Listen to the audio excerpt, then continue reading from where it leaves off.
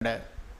അത് life long ആയിട്ടുള്ള കവനൻ്റാണ്. ജീവിതകാലം മുഴുവനും നീണ്ടു നിൽക്കുന്ന, മരണം വരെ നീണ്ടു നിൽക്കുന്ന കവനൻ്റാണ്.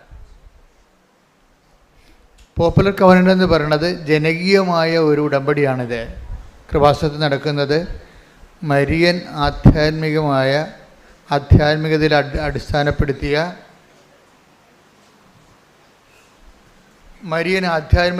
അടിസ്ഥാനപ്പെടുത്തിയിട്ടുള്ള ഒരു ജനകീയമായ ഉടമ്പടിയാണ്.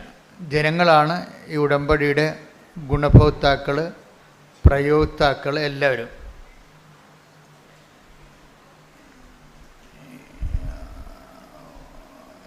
ഇതൊരു ഉടമ്പടി ഒരു താൽക്കാലികമായ ഒരു ചെറിയൊരു കാലഘട്ടം, 90 ദിവസം, അങ്ങനെ ഒരു ഷോർട്ട് ടൈമാണ് ഉടമ്പടിയുടെ കാലദൈർഘ്യമെന്ന് നമുക്ക് പൊതുവെ പറയാമെങ്കിലും ഇറ്റ് ഈസ് നോട്ട് പ്രാക്ടിക്കൽ.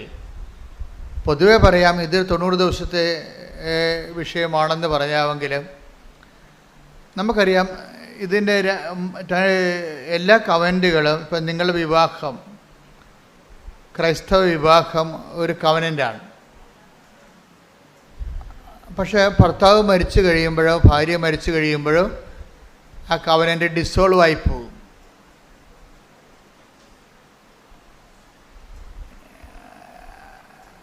ആ കവനൻ്റ് നിലനിൽക്കത്തില്ല. ആരെങ്കിലും ജീവിത പങ്കാളി അവർ തമ്മിലല്ലേ കവനൻ്റ് ഉടമ്പടി. സുഖത്തിലും ദുഃഖത്തിലും സമ്പത്തിലും ദാരിദ്ര്യത്തിലും മരണം വരെ വേർപിരിയാതെ ജീവിക്കാവുന്ന ദൈവത്തിന്റെ സന്നിധിയിൽ അവർ ചെയ്യുന്ന വാഗ്ദാനമാണ് ഉടമ്പടി. പക്ഷേ അതിൽ ഭർത്താവോ ഭാര്യയോ മരിച്ചു കഴിഞ്ഞാൽ ഉടമ്പടി ക്യാൻസൽഡാവും. നമ്മളൊരു ഫിസിക്കൽ ക്യാൻസലേഷനാണ്. മനസ്സുകൊണ്ടൊരിക്കലും നമ്മൾക്ക് ജീവിത പങ്കാളി മരിച്ചു പോയാലൊന്നും ആൾക്കാർ അത് മരണം വരെ അംഗീകരിക്കത്തില്ല. അത് മനസ്സിൽ നമുക്കത് മാറുന്നില്ല. പക്ഷേ സ്ഥാപന ജംഗമ ഭൗതികമായ മേഖലകളിൽ അത് റദ്ദാവും. ഇപ്പം നമ്മൾ ഓപ്പറേഷൻ തിയേറ്ററിൽ കയറ്റുകയാണ്, ഭർത്താവ് മരിച്ചു പോയി, ഒപ്പിടുന്ന ആരാണ്?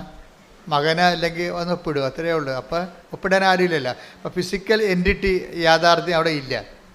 പക്ഷേ അതുകൊണ്ട് തന്നെ ഈ വിവാഹം എന്ന് പറയുന്നത് പോലും ഒരു ടെമ്പറൽ കമ്മിറ്റ്മെൻറ്റാണ്.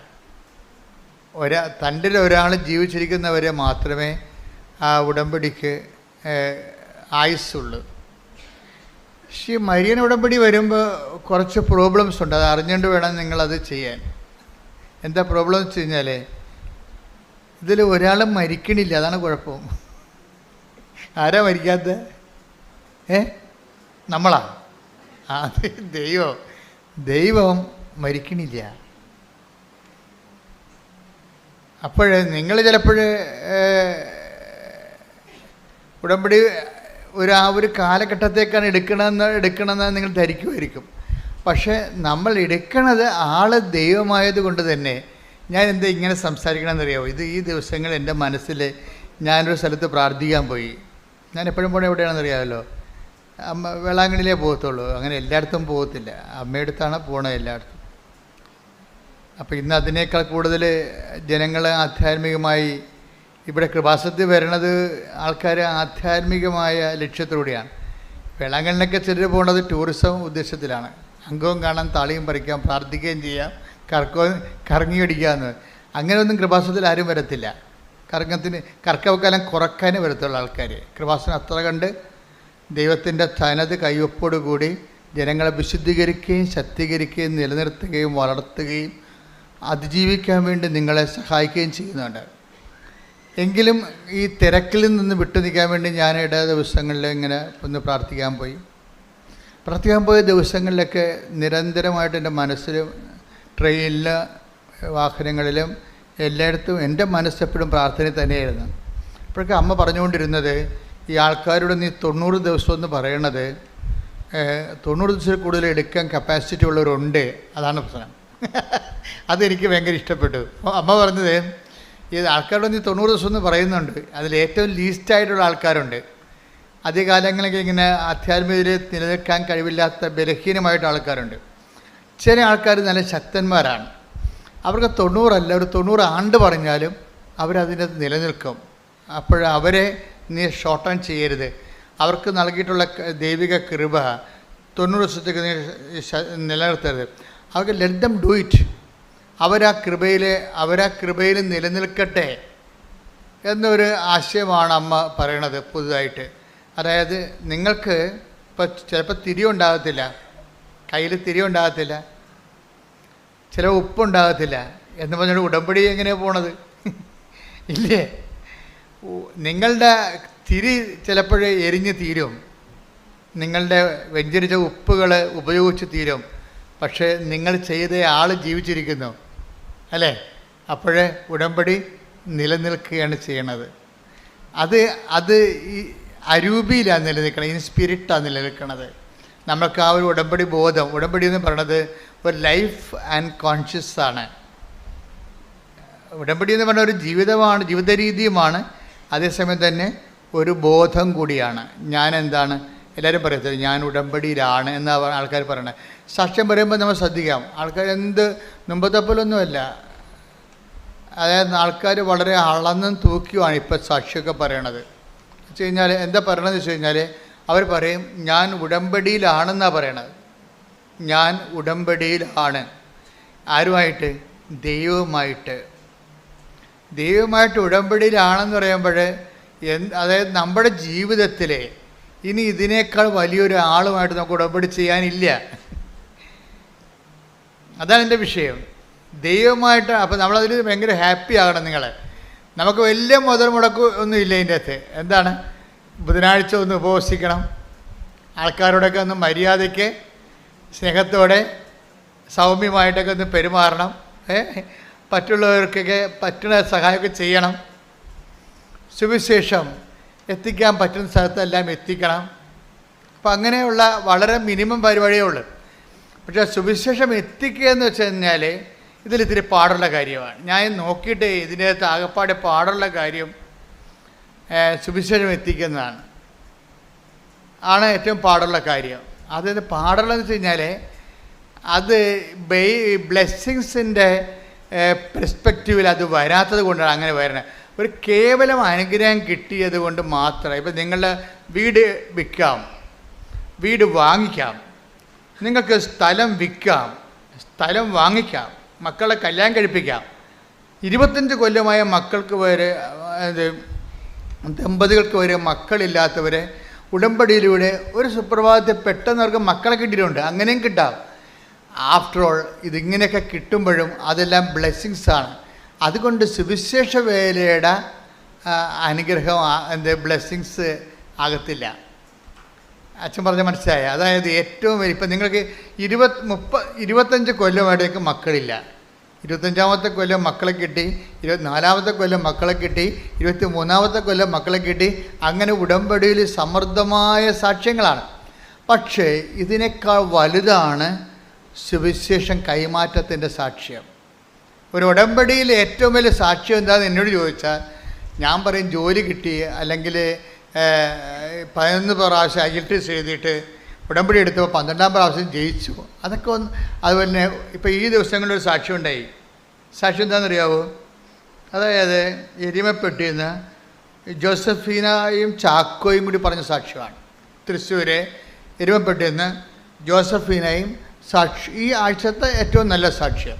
ഞാൻ കഴിഞ്ഞ ആഴ്ചയിലെ നമ്മുടെ അലക്സച്ചനോട് ഞാൻ പറയുമായിരുന്നു, അച്ഛാ ഈ ആൾക്കാർ പറയണ സാക്ഷ്യമൊന്നും സാക്ഷ്യമല്ല. ഞങ്ങൾ ഊണ് കഴിക്കാതിരിക്കുമ്പോഴൊക്കെ പറയണ എല്ലാം ഉടമ്പടിക്കാരുമായിരിക്കും, മറ്റു കാര്യങ്ങൾ അങ്ങനെ കുറച്ചേ പറയാറുള്ളൂ. അപ്പം ഞാൻ അലക്സച്ചനോട് പറഞ്ഞു, അച്ഛാ ഈ ആൾക്കാരിപ്പോൾ പറയണ സാക്ഷ്യങ്ങളൊന്നും അതൊക്കെ ഉടമ്പടി സാക്ഷ്യമാണ്, പക്ഷെ പ്രത്യക്ഷീകരണ സാക്ഷ്യമല്ലെന്ന് പറയും. ഉടമ്പടി സാക്ഷ്യമാണ്, പക്ഷേ പ്രത്യക്ഷീകരണ സാക്ഷ്യമല്ല. കാര്യം പലതരം സാക്ഷ്യങ്ങൾ ഇവിടെ നടക്കുന്നത്. ഈ പ്രത്യക്ഷീകരണ സാക്ഷ്യം എന്ന് പറയുമ്പോൾ അതിൻ്റെ ക്വാളിറ്റി എന്ന് പറയുമ്പോൾ ഉടമ്പടി സാക്ഷ്യത്തെക്കാളും വലിയ സാക്ഷ്യങ്ങളാണ്. എന്താ കാര്യം? ഞാൻ അച്ഛനോട് പറഞ്ഞത്, അമ്മയോട് പറയുന്നുണ്ട് മരിച്ച ആൾ ഉയർത്തി നിൽക്കുമെന്ന് പറയുന്നുണ്ടെന്ന് പറയും. ഞാൻ അങ്ങനെ അച്ഛനോട് പറഞ്ഞത്, മരിച്ചു കിടക്കുന്ന ആൾ ഉയർത്തെന്ന് പറയണത് അനുസരിക്കുക. നമ്മൾ പറയുന്ന അനുസരിക്കണമെന്ന് ദൈവത്തിന് പ്രശ്നങ്ങളൊന്നും ഉണ്ടായിട്ടല്ല. പക്ഷെ അതിൻ്റെ കീഴ്വഴക്കം, ഉടമ്പടിക്കൊരു കീഴ്വഴക്കം ഉണ്ടല്ലോ. അതെന്താണ്? ആദ്യം നമ്മൾ ദൈവം പറഞ്ഞതുപോലെ ആദ്യം ചെയ്യണം. ഓരോ കാര്യം ചെയ്തിട്ട് ഞാൻ അത് ചെയ്തില്ല, എനിക്ക് ആ അനുഗ്രഹം കിട്ടിയില്ലല്ലോ, ഞാൻ അത് ചെയ്തില്ല, വസ്തു വിറ്റില്ലല്ലോ, ഞാൻ ഇത് ചെയ്തില്ല, എന്നിട്ട് എനിക്ക് മാർക്ക് കൂടിയില്ലല്ലോ, അങ്ങനെ ഓരോ കാര്യത്തിനും ദൈവത്തോട് നീ തർക്കിക്കാൻ പോകരുത്. ഉടമ്പടിയിൽ വളരെ മാനുഷികമായിട്ട് ആ ഉടമ്പടിയെ മനുഷ്യൻ്റെ ചാബല്യങ്ങളോട്, ഒത്തിരി ചാബല്യമുള്ള ആൾക്കാർ ഉടമ്പടി എടുത്തിട്ടുണ്ടേ, അവരാണ് ഉടമ്പടി പിന്നോട്ട് വലിക്കണതിൻ്റെ കാരണം. ഒത്തിരി ചാബല്യമുള്ള ആൾക്കാർ, അവർ ദൈവം മുഴുവൻ തന്നെ ചാബല്യമാണ്. അത് അവർ ഉടമ്പടി എടുക്കുമ്പോൾ ആ ചാബല്യം ദൈവത്തോടും കാണിക്കും. ഓരോരോ കാര്യം ചെയ്തേച്ചും പറയും, ഞാൻ അതങ്ങനെ ചെയ്ത് പത്രം കൊണ്ട് അവിടെ കൊടുത്തു, എന്നിട്ടും എനിക്ക് PR ശരിയായില്ലെന്ന് പറയും. ചാബല്യമാണത്. നിങ്ങളെ ശരിക്കും പറഞ്ഞാൽ ദൈവമായിട്ടാണ് മിണ്ടാതെ ഇടപെടുന്ന കാരണം ചെയ്യാനുള്ളതൊക്കെ ചെയ്യുക. അതാണ് അത് വചനത്തിൻ്റെ നിലപാടതാണ്. ചെയ്യാനുള്ള ചെയ്യുക, എന്നിട്ട് വാവ മിണ്ടാതിരിക്കുക. ദൈവം അതിൻ്റെ ഇരട്ടി ചെയ്തോളും. നീ ദൈവത്തിൻ്റെ കൂടെ കയ്യെ പിടിച്ചിട്ട് ആ ഈ എന്നും പറഞ്ഞ പിള്ളേരെ എടുത്തു തുടങ്ങിക്കത്തില്ലേ. ഇപ്പം നിങ്ങൾ ചില ആൾക്കാർ അങ്ങനെ ചെയ്യണത്, ദൈവത്തിൻ്റെ കയ്യേക്കാരി പിടിച്ചിട്ട് ഈ എന്നൊക്കെ പറഞ്ഞിട്ട് കുഞ്ഞുങ്ങളെ കൊണ്ട് എഴുതിക്കണ പോലെ ഞാൻ 10 കൊടുത്തു, അതുകൊണ്ട് അതിൻ്റെ അനുഗ്രഹം കണ്ട് വെക്ക്. ഞാൻ രോഗിയെ ആശുപത്രി പോയി കണ്ടു, അതുകൊണ്ട് എൻ്റെ രോഗം ഇത് മാറ്റിത്താ. ഇങ്ങനെ ഓരോ കാര്യത്തിന് ഇങ്ങനെ അങ്ങനെ ചെയ്യരുത്. എന്താ കാരണം? ചെയ്യാനുള്ളതൊക്കെ സന്തോഷത്തോടെ ചെയ്യണം. ആ take the word of God. നിങ്ങൾ ചെയ്യാനുള്ളതും ചെയ്തതിന് ശേഷം ഞങ്ങൾ പ്രയോജനരഹിതന്മാരായ ദാസന്മാരാണ്, കടമ നിർവഹിക്കുക മാത്രമേ ചെയ്തിട്ടുള്ളൂ. അതങ്ങട അതല്ല അതാ വിഷയം. ദൈവത്തിൻ്റെ നിലപാട് കണ്ട ലൂക്ക 17:10. ലൂക്ക 17:10 നോക്കിയേ. ഇതുപോലെ തന്നെ പറഞ്ഞേ, ഇതുപോലെ തന്നെ നിങ്ങളും കൽപ്പിക്കപ്പെട്ടവയെല്ലാം ചെയ്തതിന് ശേഷം കണ്ട, കൽപ്പിക്കപ്പെട്ടവയെല്ലാം പറഞ്ഞേ, കൽപ്പിക്കപ്പെട്ടതെല്ലാം ചെയ്തതിന് ശേഷം ഞങ്ങൾ പ്രയോജനമില്ലാത്ത ദാസന്മാരാണ് കടമ നിർവഹിച്ചതേയുള്ളൂ എന്ന് പറയുവിൻ. ദൈവത്തിന്റെ വചനം നിർവഹിക്കണത് എന്താണ്? നമ്മുടെ കടമയാണത്. ഉടമ്പടി എന്താ ചെയ്യണത്? ഇപ്പം ചില കത്തോലിക്കരൊക്കെ വന്ന് ഉടമ്പടി എടുത്ത് ഒരു 3 മാസം കഴിയുമ്പോൾ അവർ പറയവേ, ഇത് പാടൊന്നുമില്ല അച്ഛാ, ഇത് ഉടമ്പടി എടുക്കാതെ തന്നെ നമ്മൾ ചെയ്യേണ്ട കാര്യങ്ങളാണെന്ന്. അത്രേ ഉള്ളു, കറക്റ്റാണത്. ഇത് പാടൊന്നുമില്ല അച്ഛാ, ഇത് ഉടമ്പടി എടുക്കാതെ തന്നെ നമ്മൾ ചെയ്യേണ്ട, രോഗികളെ പോയി കാണണ്ടല്ലേ അല്ലേ? പിന്നെ ഇതിൻ്റെ വരണത് രോഗികളെപ്പോയി നമ്മൾ കാണുന്നുണ്ട്. മിക്കവാറും അവർ നമ്മുടെ കൊച്ചാപ്പന, ഇളയമ്മ, അമ്മാവന, അങ്കിള ഒക്കെ ആയിരിക്കുന്നേ ഉള്ളൂ. രോഗികളെ നമ്മൾ കാണേണ്ടതാണ്, പക്ഷെ നമ്മൾ കാണാറുണ്ട്. അതെങ്ങനെയാണ്? കേവലമായ മനുഷ്യക്കാഴ്ചയാണ് കാണുന്നത്. എന്താണ് അത്? കാണുന്ന രോഗികൾ മിക്കവാറും നമ്മുടെ പരിചയക്കാരായിരിക്കും, അല്ലെ പാർട്ടിക്കാരായിരിക്കും. പക്ഷെ അപ്പം കർത്താവ് ചോദിക്കും, എന്താണ്? 5:46 ചോദിക്കും. Take the bed of 5:46. Mathai 5:46. നിങ്ങളെ സ്നേഹിക്കുന്നവരെ, നിങ്ങളുടെ ബന്ധുക്കളെ, നിങ്ങളെ സ്നേഹിക്കുന്നവരെ നിങ്ങൾ സ്നേഹിച്ചാൽ നിങ്ങൾക്ക് എന്ത് പ്രതിഫലമാണ് ലഭിക്കുക? ഈ ബന്ധുക്കളെ കാണാൻ നടന്നിട്ട് ഒരു പ്രതിഫലം ഇല്ലെന്ന്. നിങ്ങളുടെ കൊച്ചാപ്പനെയൊക്കെ കാണാൻ നടന്നിട്ടേ ഒരു പ്രതിഫലവും ഇല്ലെന്നാണ് പറയണത്. ആര്? ദൈവം തരുന്നില്ല, അവർ തരുമായിരിക്കും. അവരെഴുന്നേറ്റ് വരുമ്പോൾ ചിലപ്പോൾ വസ്തു എഴുതി തരുമായിരിക്കും. നിങ്ങൾക്ക് അതാണല്ലോ വേണ്ടത്. അതല്ലേ പ്രശ്നം. നിങ്ങൾ ഈ ബന്ധുക്കളൊക്കെ വലിയ ഇങ്ങനെ കുടുങ്ങി ഓടിപ്പോയി കാണുന്നത് എന്താണ്? അതിങ്ങനെ രക്ഷപ്പെട്ട് വന്നാൽ നമുക്ക് വല്ലതും തടയുമെന്നുള്ളതല്ലേ? അതൊക്കെ ദൈവത്തിന് അറിയാം.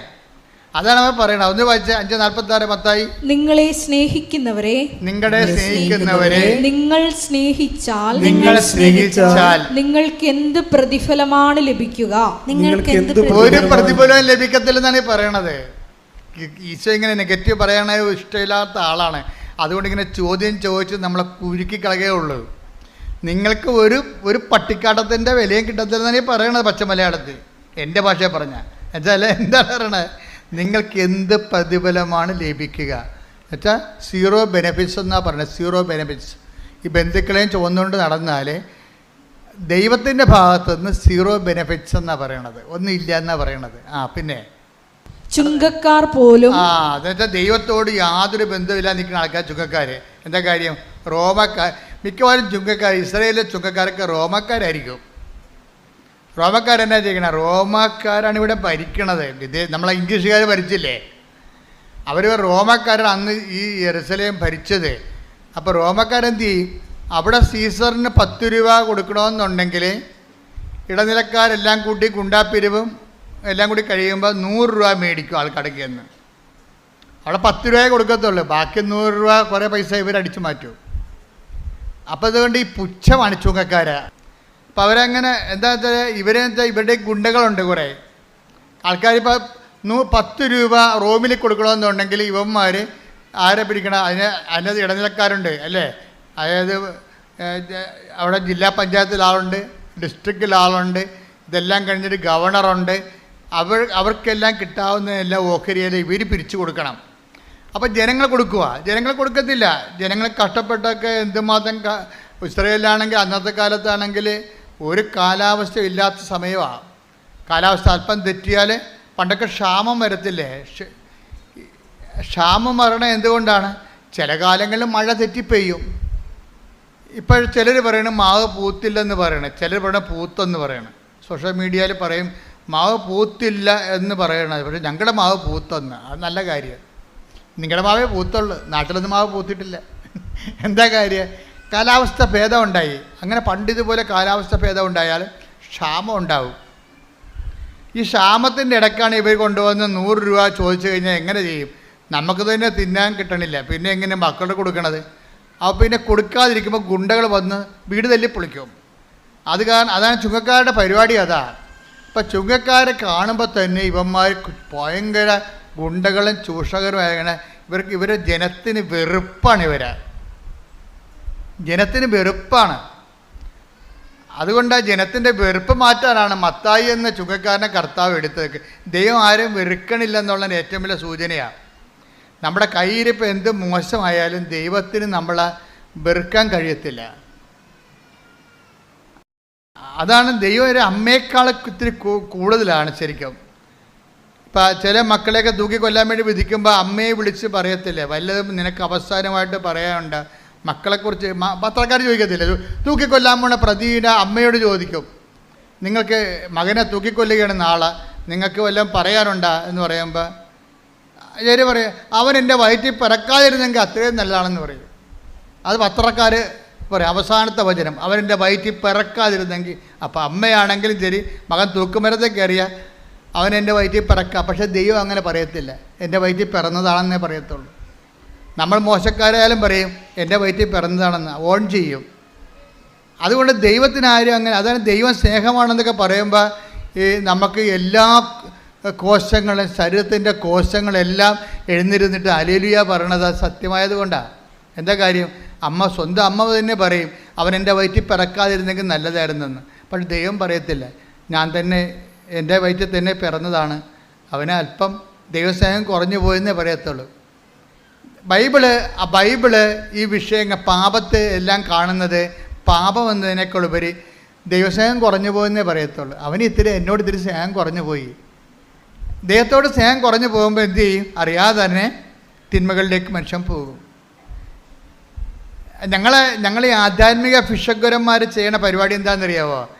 ജനങ്ങളെ ഇങ്ങനെ ശപിച്ച് നിങ്ങൾ മോശമാണ്, പാപമാണ്, പാപം കത്തിക്കണമെന്നൊന്നും ഞാൻ പറയത്തില്ല. പാപത്തെക്കുറിച്ച് ഞാൻ സംസാരിക്കാറ് പോലുമില്ല. ഞാൻ സംസാരിക്കുന്നത് എന്തിനെക്കുറിച്ചാണ്? ദൈവസ്നേഹത്തെക്കുറിച്ച് സംസാരിക്കും. ദൈവസ്നേഹത്തെക്കുറിച്ച് സംസാരിക്കും. കുമ്പസാരക്കൂടി ഇരിക്കുമ്പോഴും ഞാൻ പറയും, മകനെ ഇരുട്ടാണെന്നും പറഞ്ഞുകൊണ്ട് നീ മൊത്തം ഇരുട്ടാണെന്ന് നിൻ്റെ കണ്ണുകൂടി അടച്ച് കളഞ്ഞേണ്ട കാര്യമില്ല.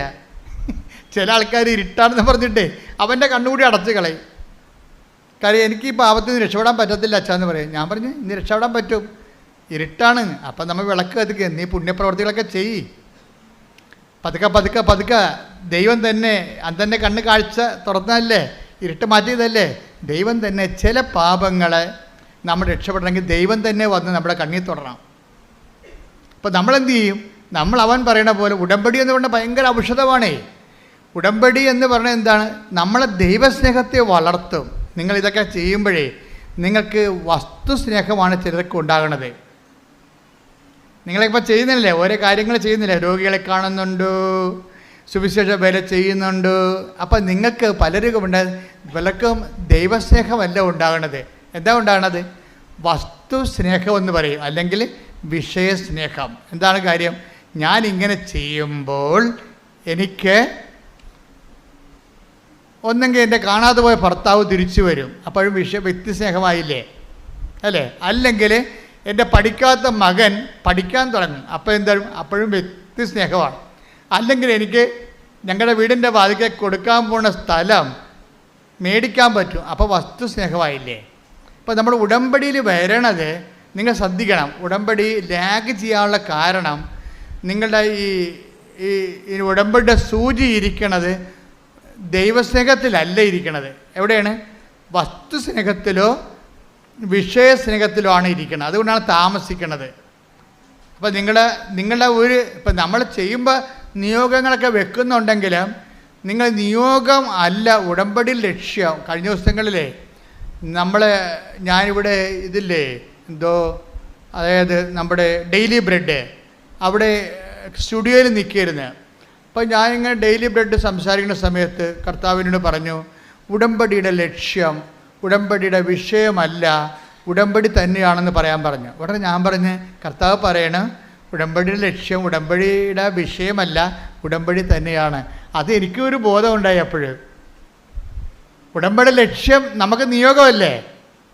രോഗം മാറുക, വീട് വിൽക്കുക, വീട് വാങ്ങിക്കുക, വസ്തു വാങ്ങിക്കുക, മകളെ കെട്ടിക്കുക, കെട്ടിച്ച മകൾക്ക് കുഞ്ഞുങ്ങളുണ്ടാകുക, അപ്പോൾ വിഷയമല്ലേ നമുക്ക് ഉടമ്പടി ലക്ഷ്യം. പക്ഷേ ദൈവം എന്താ പറഞ്ഞതെന്നറിയാമോ? ഉടമ്പടിയുടെ ലക്ഷ്യം വിഷയമല്ല, വ്യക്തികളുമല്ല, പിന്നെ എന്താണ്? ഉടമ്പടി തന്നെയാണ്. ഒന്ന് പറഞ്ഞ്, ഉടമ്പടിയുടെ ലക്ഷ്യം ഉടമ്പടി തന്നെയാണ്. എന്ന് വെച്ചാൽ എന്താണ് ഉടമ്പടി? ദൈവവും ഞാനും തമ്മിലുള്ള ഉടമ്പടി ബന്ധമാണ് ഉടമ്പടി. ദൈവവും ഞാനും തമ്മിലുള്ള ബന്ധമാണ്.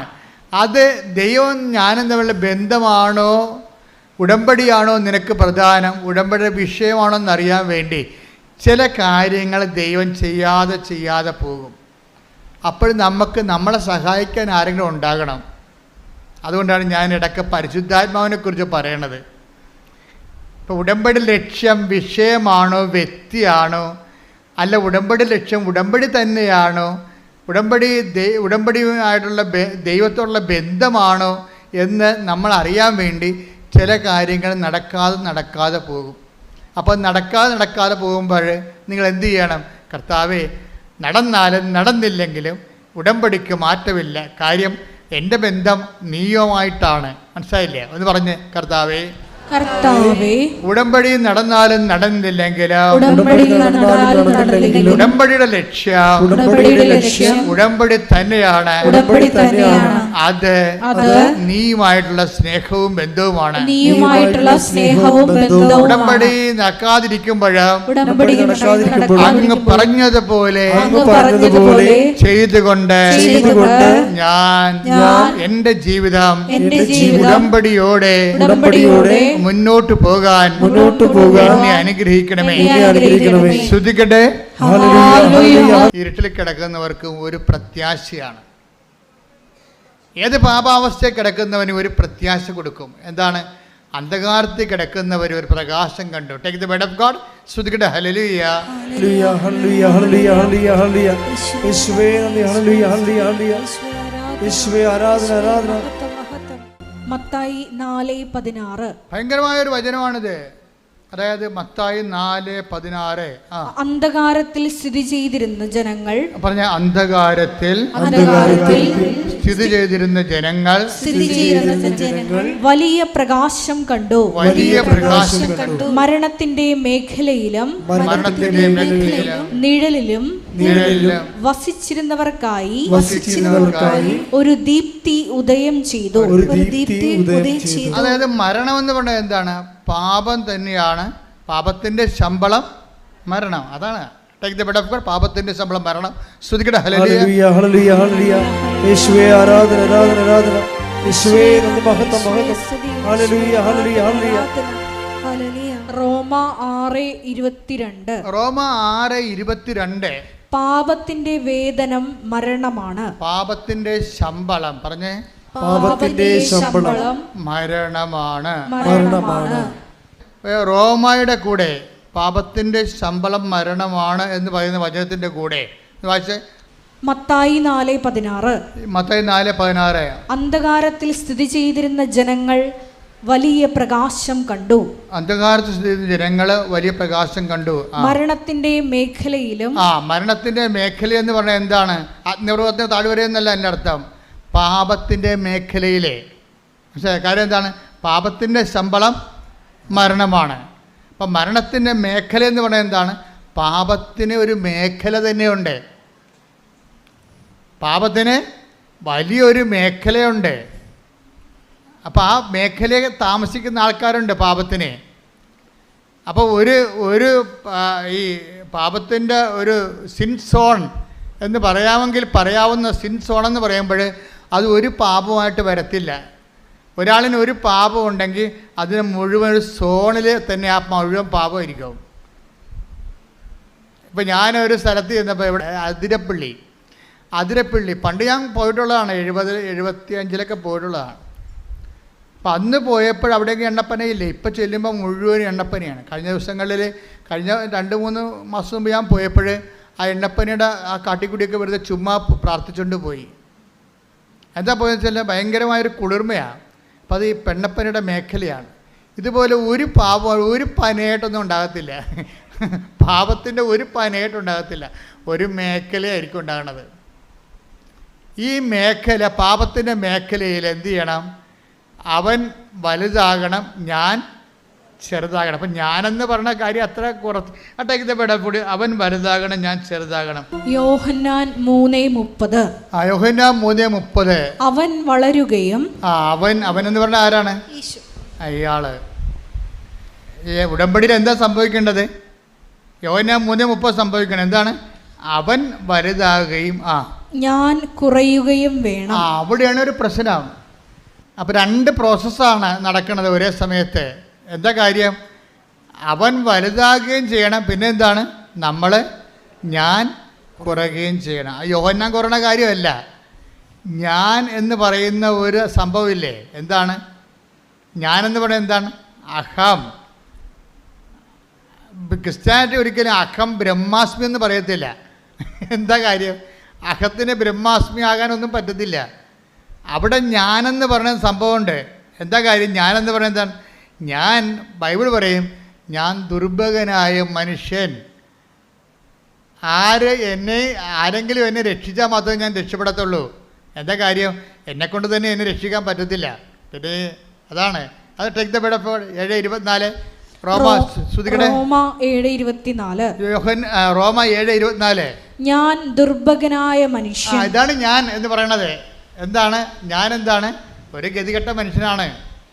എന്താണ്? ഞാൻ ഇച്ഛിക്കുന്ന നന്മയല്ല. Take the bed of God. വായിച്ചോളൂ. ഞാൻ ദുർഭകനായ മനുഷ്യൻ, മരണത്തിന് അധീനമായ ഈ ശരീരത്തിൽ നിന്ന്. അവിടെ മരണമെന്ന് പറഞ്ഞാൽ പാപമാണ്. എന്ന് പറഞ്ഞാൽ ഞാൻ ദുർഭകനായ മനുഷ്യൻ. പാപത്തിന്. അപ്പം മരണത്തിന് എന്നാണ് എഴുതിയിരിക്കണമെങ്കിൽ നമുക്ക് ബൈബിളിൻ്റെ സ്പിരിറ്റ് എന്ന് പറയണത് മരണമെന്ന് പറഞ്ഞ ഉടനെ പാപമെന്ന് നമ്മൾ വായിക്കേണ്ടി വരും. തർജ്ജമ ചെയ്ത് വായിക്കേണ്ടി വരും. എന്താ? ഞാൻ ദുർഭകനായ മനുഷ്യൻ. പറഞ്ഞേ, പാപത്തിന് അധീനമായ ഈ ശരീരത്തിൽ നിന്ന്. അപ്പൊ ശരീരമാണ് പ്രശ്നം. ഈ ശരീരത്തിൽ നിന്ന് എന്നെ ആര് മോചിപ്പിക്കും? ശരീരത്തിൽ നിന്ന് ആരെങ്കിലും മോചിപ്പിക്കണം. എന്താ കുഴപ്പം? എന്താണ്? എത്ര കിട്ടിയാലും പോരാ. അതാണ് പ്രശ്നം.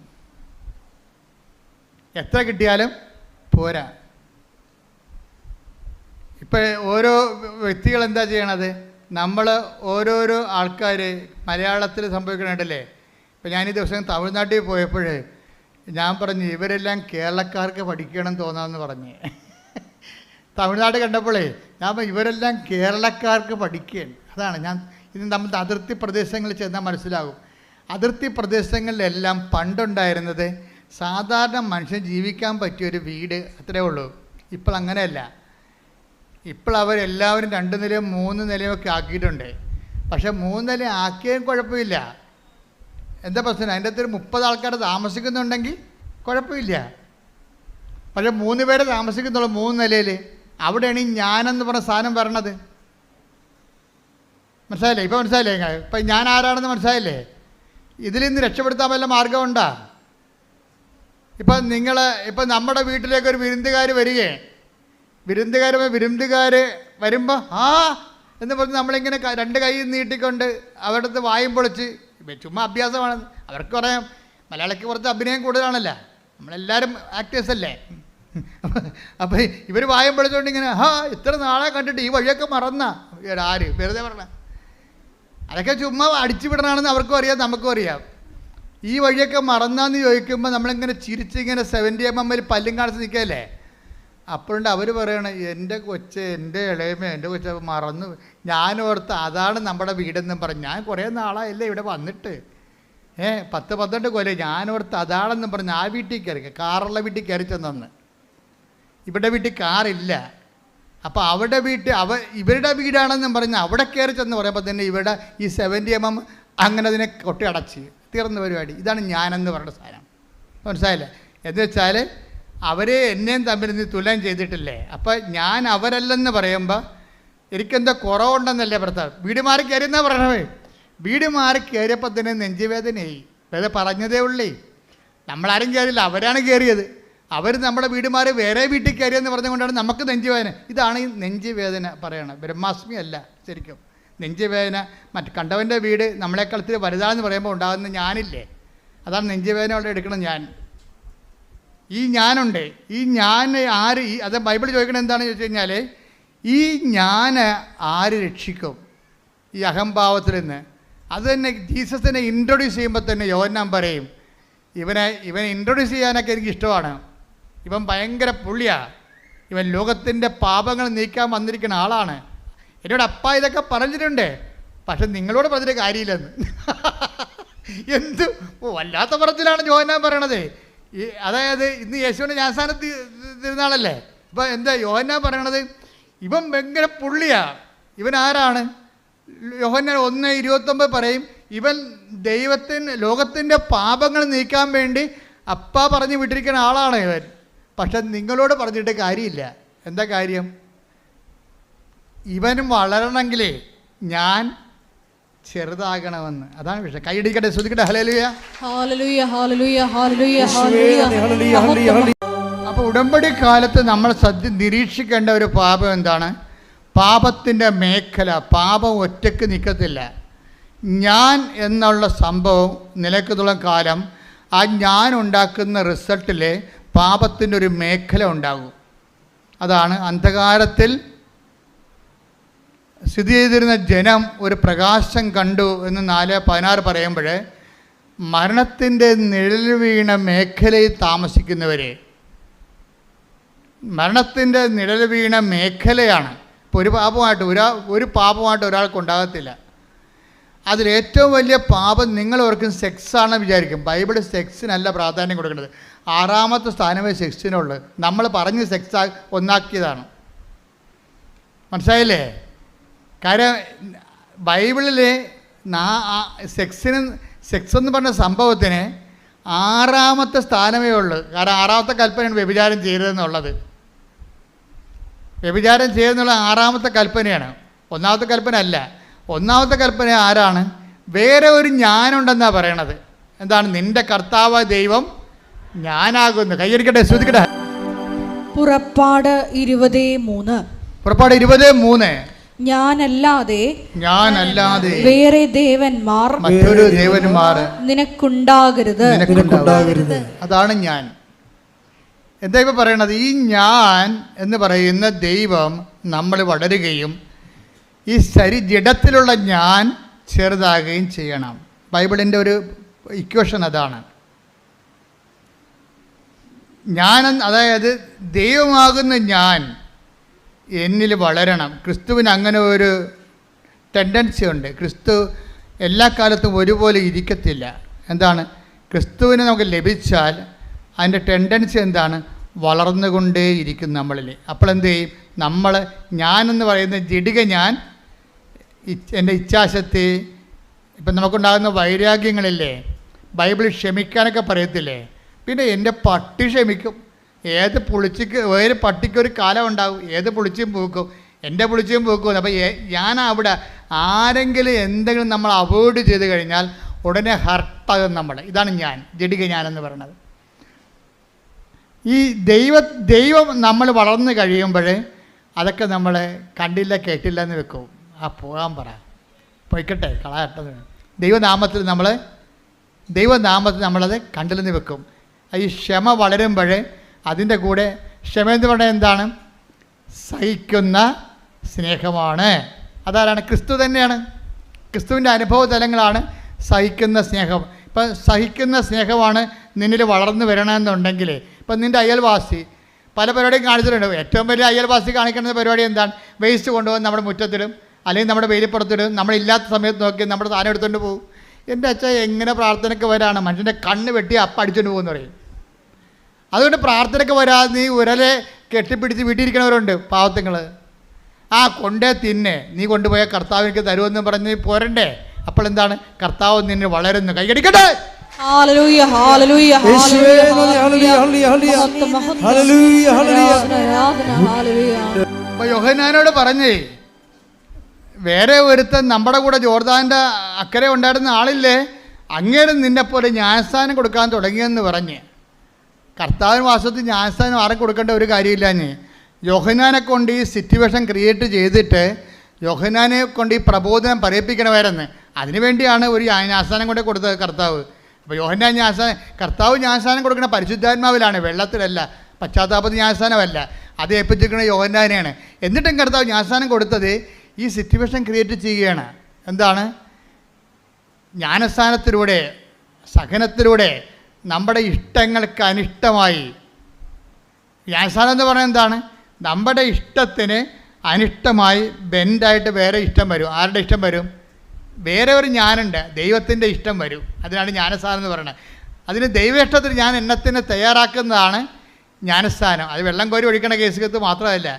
നീ ഒരു വെള്ളം കോരി ഒഴിച്ചില്ല, നിനക്ക് കർത്താവിനെ നിൻ്റെ ഹൃദയത്തിൽ വളരണം എന്ന് നീ ആഗ്രഹിച്ചാൽ, ദൈവത്തിൻ്റെ ഇഷ്ടത്തിന് വേണ്ടി നിൻ്റെ ഇഷ്ടം മാറ്റിവെക്കാൻ തീരുമാനിച്ചാൽ അപ്പോഴും നീ ജ്ഞാനസ്ഥാനപ്പെട്ടിരിക്കും. അപ്പോൾ എന്താ ജ്ഞാനസ്ഥാനം എന്ന് പറയണത്? നമ്മുടെ ഇഷ്ടത്തിനെതിരെ വേറെ ഒരു ഇഷ്ടം കയറി വരികയും അത് ദൈവനാമത്തിൽ നമ്മൾ സ്വീകരിക്കുമ്പോൾ അത് ദൈവേഷ്ടമായിട്ട് കൺവേർട്ട് ചെയ്യും. പറഞ്ഞു മനസ്സിലായില്ലേ? നമ്മുടെ ഇഷ്ടത്തിനെതിരെ വേറെ ഇഷ്ടം കയറി വരും. അത് ദൈവേഷ്ടമായി നമ്മൾ സ്വീകരിക്കുമ്പോൾ അതൊരു ജ്ഞാനസ്ഥാനമായിട്ട് മാറും. എന്താണ്? നിന്നെ പരിശുദ്ധാത്മാവ് നിറയാനുള്ള ഉപാധിയായി മാറും. ഇപ്പം നീ ഒരു കുഞ്ഞുടുപ്പ് തയ്പ്പിച്ചു, കുറച്ച് പൊട്ട് വാങ്ങിച്ച് വെച്ച്, കുറച്ച് കരിമഷി മേടിച്ച് വെച്ചു, കുറച്ച് കരിവളം മേടിച്ച് വെച്ചു. അപ്പോൾ നീ ഉടനെ പ്രഗ്നൻ്റ് ആണുള്ള അമ്മയാണെങ്കിൽ പറയും, എൻ്റെ കുഞ്ഞുവാ വരുമ്പോൾ ഞാൻ ആരുടെയും കൊതി തട്ടാതിരിക്കാൻ വേണ്ടി കരിവള ഇടിക്കും. വല്ല കാര്യമുണ്ടോ? കരിവള അന്ധവിശ്വാസമാണ്.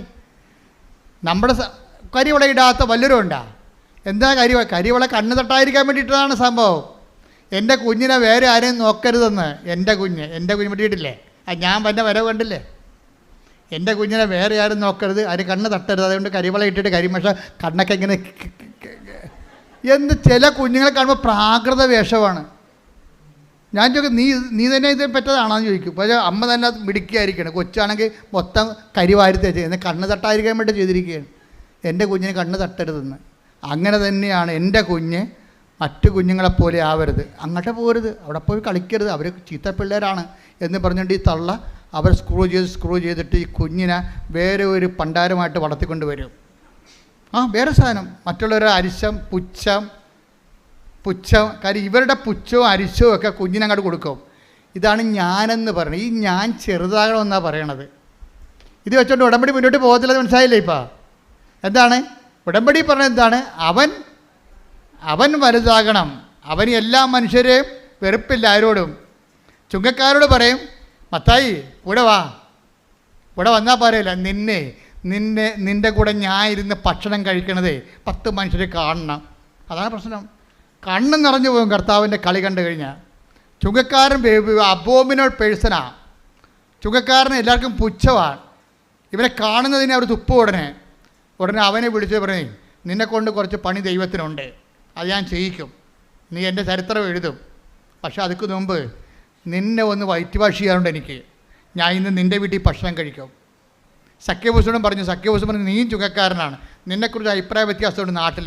ഈ സമൂഹത്തിൽ നിന്നെക്കുറിച്ച് പേരില്ല, നിന്നെക്കുറിച്ച് ദുഷ്പേരാണ് ആൾക്കാർ പറയണത്. നിൻ്റെ പേര് കേൾക്കുമ്പോൾ തന്നെ അവരുടെ മോന്ത പോവും. അത് ഞാനൊക്കെ മാറ്റിയെടുക്കും. ഞാൻ നിൻ്റെ വീട്ടിൽ വന്ന് ഭക്ഷണം കഴിക്കും. ഈ സക്കേവൂസിൻ്റെ വീട്ടിലും ഈശോ പോയി, ഈ മത്തായിയുടെ വീട്ടിലും പോയി. രണ്ടുപേരുടെ വീട്ടിലും ചെയ്തത് എന്താ? ഭക്ഷണം കഴിക്കണ ചെയ്ത് രണ്ടുപേരുടെ വീട്ടിലും ഭക്ഷണം കഴിച്ചു. അപ്പോൾ എന്താ? അവരെ മുഖ്യധാരത്തിലേക്ക് കൊണ്ടുവരികയാണ്. എൻ്റെ ദൈവപൈത ഓർക്കുക, നീ എത്ര മോശപ്പെട്ടതാണെന്ന് ഈ സമൂഹം പറഞ്ഞാലും ദൈവം നിന്നെ ആവശ്യപ്പെടുന്നുണ്ട്. കാര്യം എന്താണ്? നീ ദൈവത്തിൻ്റെതാണ്, ദൈവത്തിന് നിന്നെ വേണം. ശ്രദ്ധിക്കട്ടെ, എല്ലാവരോടും കാണിക്കുന്നൊരു സ്നേഹമുണ്ട്, ആരെയും എഴുതി തള്ളത്തില്ല. നീ ഒരു ഭയങ്കരമായ നിൻ്റെ സമൂഹവും സഭയും ഒക്കെ നിന്നെ ഇങ്ങനെ മാർജിനലൈസ് ചെയ്താലും കർത്താവ് മാർജിനലൈസ് ചെയ്യത്തില്ല. നിനക്കൊരു അവസരം തരും, നിനക്കൊരു ദിവസം തരും. നിനക്കൊരു ദിവസം ഉണ്ട്, അത് നിൻ്റെ രക്ഷയുടെ ദിവസമാണെന്ന് പറഞ്ഞുകൊണ്ട് കർത്താവ് വെയിറ്റ് ചെയ്യും. എത്ര കാലം വേണമെങ്കിലും കർത്താവ് നിനക്ക് വേണ്ടി വെയിറ്റ് ചെയ്യും. നിനക്ക് വേണ്ടി എത്ര കാലം വേണ്ടി വെയിറ്റ് ചെയ്യാനൊരു ദൈവം ഉണ്ടപ്പോൾ നീ എന്തിനാ വിഷമിക്കേണ്ട? ദൈവം പോയതില്ലേ? ശ്രദ്ധിക്കട്ടെ, സ്നേഹത്തിലെ എല്ലാവരും പറയുവേ, എൻ്റെ ഒരു പഴയ സ്നേഹിതനാണ്, ഇപ്പം ഞങ്ങൾ കണ്ടുമുട്ടിയിട്ട് കുറേ നാളായി. അതാണ് സംഭവം. അതായത് ഇപ്പോൾ അവർ നമ്മൾ കമ്മ്യൂണിക്കേഷൻ ഇല്ല. വാട്സപ്പൊക്കെ എടുത്ത് നോക്കുമ്പോഴേ പണ്ട് എന്നാ വിളിച്ചത്? 2022 ഒരു മെസ്സേജ് വന്നതാണ്. ഇപ്പം ഞങ്ങൾ തമ്മിൽ കോണ്ടാക്റ്റ് ഒന്നും ഇല്ല. പക്ഷേ ഇപ്പം ഇത് നിൻ്റെ വിഷയമായത് കൊണ്ട് ഞാനൊന്ന് പറഞ്ഞു നോക്കാം, ചിലപ്പോൾ ശരിയാവും, ചിലപ്പോൾ ശരിയാകത്തില്ലെന്ന് പറയും. പക്ഷേ അങ്ങനെ ഒരു പഴയ സ്നേഹത്തിൻ്റെ ഓൾഡ് സ്റ്റോക്ക് എന്നില്ലേ നമുക്കൊക്കെ ഉണ്ട്. പക്ഷേ ദൈവത്തിൻ്റെ സ്നേഹത്തിൻ്റെ ഓൾഡ് സ്റ്റോക്കില്ല. അത് എപ്പോഴെന്ന് പറയും, നമുക്കൊക്കെ ഉണ്ട്. എൻ്റെ ഒരു പഴയ സ്നേഹിതയായിരുന്നു, ഞങ്ങൾ ഒരുമിച്ച് പഠിച്ചതാണ്, ഇപ്പം എവിടെയാണോ ആവോ.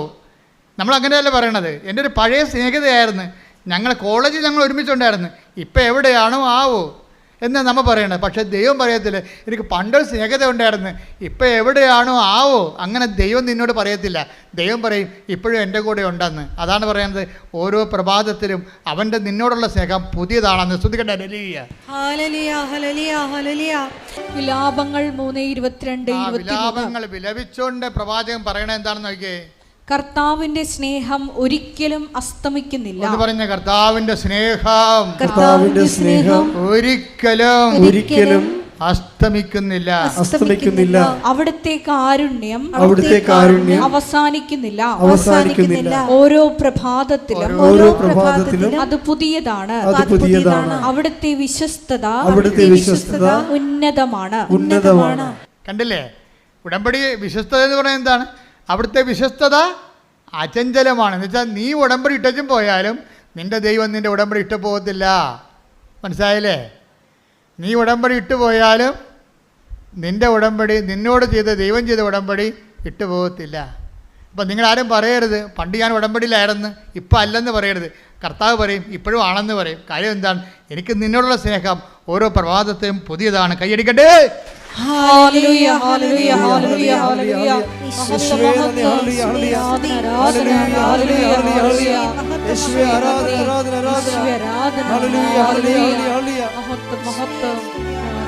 ഈ ദൈവസ്നേഹം ഉണ്ടല്ലോ മക്കളെ, ഈ ദൈവസ്നേഹം ഇപ്പം നിങ്ങൾ കണ്ടില്ലേ, മനസ്സിലായില്ലേ? പാപത്തേക്കാൾ വലുതാണ് ദൈവത്തിൻ്റെ സ്നേഹം. അപ്പോൾ ദൈവത്തിൻ്റെ സ്നേഹത്തേക്കാൾ വലുതാണ് പാപമെന്ന് പറയരുത്. എന്താണ്? പാപത്തേക്കാൾ വലുതാണ് ദൈവത്തിൻ്റെ സ്നേഹം. ഉടമ്പടി ഉൾഘോഷിക്കുന്നത് അതാണ്. ഈ പാപത്തേക്കാൾ വലുതായ ദൈവത്തിൻ്റെ സ്നേഹത്തിൻ്റെ പരിധിയിലാണ് നീ നിൽക്കണത്. നീ ഔട്ട് ഓഫ് റേഞ്ച് അല്ല. പിശാസാണ് പറഞ്ഞത് നീ ഔട്ട് ഓഫ് റേഞ്ച് ആണെന്ന്. നീ ഔട്ട് ഓഫ് റേഞ്ച് അല്ല. വചനം പറഞ്ഞത് എന്താണ്? നീ ഇപ്പോഴും എൻ്റെ റേഞ്ചിലാണെന്നാണ് പറയുന്നത്. ശ്രുതിക്കട്ടെ, ഹല്ലേലൂയ ഹല്ലേലൂയ ഹല്ലേലൂയ ഹല്ലേലൂയ. നിങ്ങളെ പാപത്തെ അഡ്രസ്സ് ചെയ്യാതിന് പകരം ദൈവസ്നേഹത്തെ അഡ്രസ്സ് ചെയ്യണം. അതിൻ്റെ ഫലം എന്താണ്? സ്നേഹത്തിൻ്റെ ഫലം എന്താണ്? സ്നേഹത്തിൻ്റെ ഫലം കൃപയാണ്. പറഞ്ഞ മനസ്സിലായില്ലേ? പാപത്തെ അഡ്രസ്സ് ചെയ്യാതെ എന്തിനെ അഡ്രസ്സ് ചെയ്യണം? ദൈവസ്നേഹത്തെ അഡ്രസ്സ് ചെയ്യണം. നിങ്ങളുടെ പത്രം കൊടുക്കുമ്പോൾ ദൈവസ്നേഹത്തെക്കുറിച്ച് കൊടുക്കണം. ഇന്നലെ ചാക്കോച്ചൻ ഒരു അപ്പച്ചൻ സാക്ഷ്യം പറഞ്ഞു.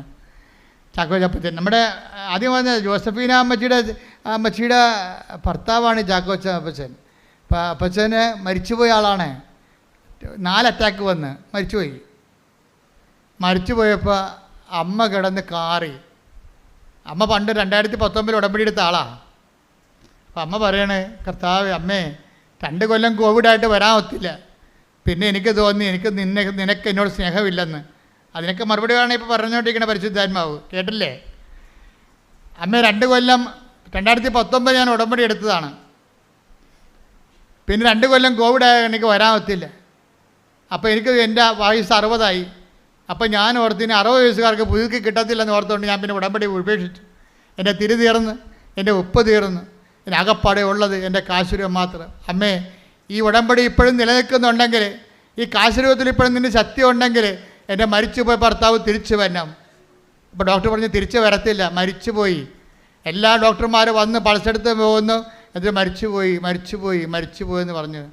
അപ്പോഴേ ഇവള് പറയും മരിച്ചിട്ടില്ല, അമ്മയുടെ അടുത്ത് ഞാൻ ഉടമ്പടി എടുത്തതാണെന്ന് പറയുമ്പോൾ 10 മിനിറ്റ് കഴിഞ്ഞ് അപ്പം കണ്ണു തുറക്കും. Hallelujah, hallelujah, hallelujah. പരിശുദ്ധ പരമദിവ്യകാരുണ്യത്തിന് നേരവും ആരാധനയും സ്തുതിയും പുകഴ്ചയും ഉണ്ടായിരിക്കട്ടെ. എന്നിട്ട് ഈ അപ്പം പറഞ്ഞൊരു വാക്കുണ്ട്, അങ്ങനെ പറഞ്ഞ അടിപൊളി വർത്തമാനാണ്. പണ്ട് ഞാൻ ഒരു പണി ചെയ്യായിരുന്നു. ഞാൻ കോവിഡ് കാലത്തൊക്കെ ഇവിടെ വരുമായിരുന്നു. കോവിഡ് കാലത്ത് ആരും ഇവിടെ വന്നില്ലല്ലോ. വന്നിട്ടുണ്ടായിരുന്നു, ഒത്തിരി ആൾക്കാർ വന്നായിരുന്നു. വന്ന് വാതിക്കൽ നിന്ന് മാതാവേ എന്ന് വിളിച്ചിട്ട് പോകും. അത് വലിയൊരു കാഴ്ചയായിരുന്നു, സഹിക്കാനാവാത്തൊരു കാഴ്ചയായിരുന്നു. അമ്മേ എന്നൊക്കെ വിളിച്ചിട്ട് പോകും. അവിടെ ആ ഗേറ്റ് പൂട്ടിക്കിടന്ന ഗേറ്റൊക്കെ കണ്ടുകൊണ്ട് പോലീസൊക്കെ ഇവിടെ നിൽക്കുകയായിരുന്നു. ആരോടാണ് ഞങ്ങൾ സംസാരിക്കണത്? അവരെ അറസ്റ്റ് ചെയ്യാൻ വേണ്ടി. അത്രയും മോശമായപ്പെട്ടൊരു കാലം ഉണ്ടായിരുന്നു. അപ്പോൾ അമ്മേ എന്നവിടെ വിളിക്കും. അപ്പോഴേ ഇങ്ങനെ അപ്പം അമ്മയെന്ന് വിളിച്ചു പറയും, അമ്മയുടെ എന്തെങ്കിലും പത്രം ഉണ്ടാന്ന് ചോദിക്കും ബാക്കി. അപ്പോൾ ഇവിടെ 90,000 പത്രം ബാക്കി വന്നായിരുന്നു. കോവിഡ് തീരുമ്പോൾ, ലോക്ക്ഡൗൺ ആകുമ്പോൾ 90,000 പത്രം അമ്മയുടെ ബാക്കി വന്നായിരുന്നു. എന്നിട്ട് ഈ കോവിഡ് കാലത്ത് ഓരോരുത്തരും വന്നിട്ട് പത്രം വാങ്ങിച്ചുകൊണ്ട് പോകും. അവരെന്തെല്ലാം ചെയ്തതെന്ന് നമുക്കറിയത്തില്ല. കാര്യം അമ്മയുടെ കൈയാണ് കാലാണെന്നും പറഞ്ഞാണ് ജനം ഇത് അനുഭവിച്ചത്. ഈ കാലഘട്ടങ്ങളിലെല്ലാം അവർക്കെല്ലാം അത് ശരിയായി തീരുകയും ചെയ്തിട്ടുണ്ട്. അപ്പോഴെന്താ, അമ്മയുടെ പത്രം വാങ്ങിച്ചുകൊണ്ട് പോയിട്ട് ഈ അപ്പം കുന്നംകുളത്തുകാരനാണ്, അർണാട്ടുകാർ എരുമപ്പെട്ടിക്കാരനാണ്. അപ്പോൾ ഈ അപ്പൻ എന്താ ചെയ്യണമെന്ന് വെച്ച് കഴിഞ്ഞാൽ ഈ പത്രം ഈ കോവിഡ് കാലത്ത് കൊണ്ട് നടന്ന് കാണുന്നവർക്കെല്ലാം പത്രം കൊടുക്കും. പിന്നെ അത് തീരുമ്പോൾ അടുത്ത മാസം വന്ന് കുറേ പത്രം മേടിച്ചുകൊണ്ട് പോകും. അമ്മയാണ് ഉടമ്പടി എടുത്തത്, അപ്പനാണ് ജോലി ചെയ്യണത്. എന്നിട്ട് ഈ അപ്പൻ അമ്മയോട് പറയും, അമ്മേ വെയിലത്ത് കൊണ്ട് പത്രം കൊണ്ട് അടയ്ക്കണേ. കോവിഡ് കാലത്ത് പത്രം കൊണ്ട് അടയ്ക്കുമ്പോൾ അപ്പൻ അമ്മയോട് പറയും, ആരോട്? പരിശുദ്ധ അമ്മയോട് പറയും, അമ്മേ നിൻ്റെ ജോലിയാണ് ഞാൻ ചെയ്യണത്, നിന്നെയും ചുമന്നുകൊണ്ട് നടക്കുകയാണ്, ഈ ചുമട്ടുകുരിയെങ്കിലും തരണേ. തമാശ പറയണതാണ്. കാര്യം അവർക്കൊക്കെ സംസാരിക്കാനുള്ള സ്വാതന്ത്ര്യമുണ്ട്. ദൈവത്തിൻ്റെ സ്നേഹത്തിൻ്റെ ഒരു ഗുണവതാണ്.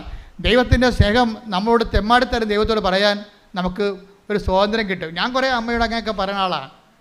എൻ്റെ മുമ്പിൽ ഒരു യോഗ്യതയുമില്ല വന്ന്, എൻ്റെ പൗരോഹിത്യത്തിൻ്റെ യോഗ്യതയല്ലേ ഉള്ളൂ എനിക്ക്. പിന്നെ ഞാൻ ചെയ്ത സുവിശേഷ വേല അത് എന്നേക്കാൾ ചെയ്ത എത്രയോ പേരുണ്ട്. എന്നിട്ട് എന്തുകൊണ്ടാണ് ഈ കൃപാസന ആൾക്കാരെ വന്ന് സമയഘടികാരം കാണിച്ചത് എന്നൊരു വല്ലാത്തൊരു സ്നേഹം തോന്നിയിട്ടില്ലേ? അപ്പോൾ ആ ഒരു സ്വാതന്ത്ര്യം നമുക്കുണ്ട്. ആ സ്വാതന്ത്ര്യം എടുത്തിട്ടാണ് ഞാൻ നിങ്ങളുടെ ചില കാര്യങ്ങൾ സെറ്റ് ചെയ്യണത്. അപ്പോഴേ ഈ അപ്പൻ എന്താ പറയണം, അമ്മേ ഞാൻ നിന്നെയും ചുവന്നുകൊണ്ട് വെയിലത്ത് നടക്കുകയാണ്, ഈ ചുമട്ടുകുരിയെങ്കിലും തരണേ. പക്ഷേ പുള്ളിക്കാരൻ തമാശന് പറഞ്ഞതാണ്. പക്ഷേ പുള്ളിക്കാരത്തി അത് കാര്യമായിട്ട് എടുത്ത്. ഈ 4ാമത്തെ അറ്റാക്കിൽ ആൾ വീണുപോയി. മരിച്ചതിന് ഡോക്ടർ വന്ന 3-4 ഡോക്ടർമാർ മരിച്ചെന്ന് പറഞ്ഞാണ്. പെട്ടെന്ന് ചാര നിറത്തിൽ ഒരു സ്ത്രീ വരും. അപ്പോൾ ഈ മനുഷ്യൻ ചെളിയിൽ മണ്ണിൻ്റെ അടി പൊണ്ട് ചെളി കിടക്കുകയാണ്. ഈ ചാര നിറത്തിൽ ചെളിയിലോട്ട് ഇറങ്ങി നിന്നിട്ട് ഈ മനുഷ്യൻ്റെ കയ്യെ കൂടി പിടിച്ച് വലിച്ച് മേലായിട്ട് പുറത്തോട്ട് എടുക്കണ ഇയാൾക്ക് ഓർമ്മയുണ്ട്. അപ്പോൾ ഇയാളുടെ കണ്ണ് തുറക്കും. അപ്പോഴേ ഈ ചേച്ചി വന്ന് പറയും, ഞാൻ ഉടമ്പടി മാതാവിനെ ഈ കാശുരം മാത്രമേ എൻ്റെ കയ്യിലുള്ളൂ, ഈ വെന്റിലേറ്ററിനെ പറയുന്നതുകൊണ്ട് ഞാൻ വിളിക്കുകയായിരുന്നു, എൻ്റെ ഉടമ്പടി മാതാവേ എനിക്ക് വേറെ ആരുമില്ല, എൻ്റെ ചേട്ടൻ മാത്രമേ ഉള്ളെന്ന് പറയുമ്പോഴും ഈ ചെളിയിൽ നിന്ന് പിടിച്ച് ചാര നിറത്തിലുള്ള ചേടത്തി ഈ ആളെ പൊക്കിക്കൊണ്ട് വരണത് ഒരേ സമയത്താണ്. അപ്പോൾ അവർക്ക് 2 പേർക്കും മനസ്സിലായി കൃപാസനത്തിൻ്റെ ഉടമ്പടി നിന്ന് ഫലിക്കുകയാണ്. അന്ന് പറഞ്ഞില്ലേ, അമ്മേ ചുമട്ടുകൂലിയെങ്കിലും തരണേന്ന് ചോദിച്ചപ്പോൾ ചുമട്ടിന് എടുത്തുകൊണ്ട് വന്ന ആരാണ്? അമ്മയാണ്. ചുമട്ട് കൂലിയല്ല കൊടുത്തത്, അവനെ തന്നെ ചുമക്കണം അമ്മ ചെയ്തത്. ശ്രുതികട്ടെ ഹല്ലേലൂയ. എന്നിട്ട് ചാക്കോപ്പച്ചൻ പറയുന്ന സാക്ഷ്യം ഞങ്ങൾ ഇന്ന് അപ്പ് ചെയ്യും കേട്ടോ, നിങ്ങളത് കേൾക്കണം. ഭയങ്കര സാക്ഷ്യമാണ്. അമ്മച്ചി പല രീതിയിൽ പറയുന്നുണ്ടെങ്കിൽ അപ്പൻ്റെ സാക്ഷ്യം ഭയങ്കര ഇടിച്ചു മുഴക്കി നിൽക്കണം. അമ്മയുടെയും കൊള്ളാം, നമുക്ക് വേറെ ചില അനുഭവങ്ങളുണ്ട്, അതുകൊണ്ടാണ് അവരാദ്യം പറയണത്. പക്ഷേ എന്ത് സംഭവിച്ചു? അപ്പം പറഞ്ഞ വേറൊരു കാര്യമുണ്ട്. ഞാൻ ഈ കോവിഡ് കാലത്തും അല്ലാത്ത കാലത്തും ഒക്കെ എവിടെയെങ്കിലും കൃപാസനം പത്രം ഏതെങ്കിലും പള്ളിയിലോ അല്ലെങ്കിൽ പൊതുസ്ഥലത്തോ ഇരിക്കണ കണ്ടാൽ ഞാൻ എൻ്റെ അമ്മയെന്ന് പറഞ്ഞ് എടുത്തുകൊണ്ട് പോകുമെന്ന് പോയിട്ട് ഞാൻ എല്ലാവർക്കും കൊടുക്കും.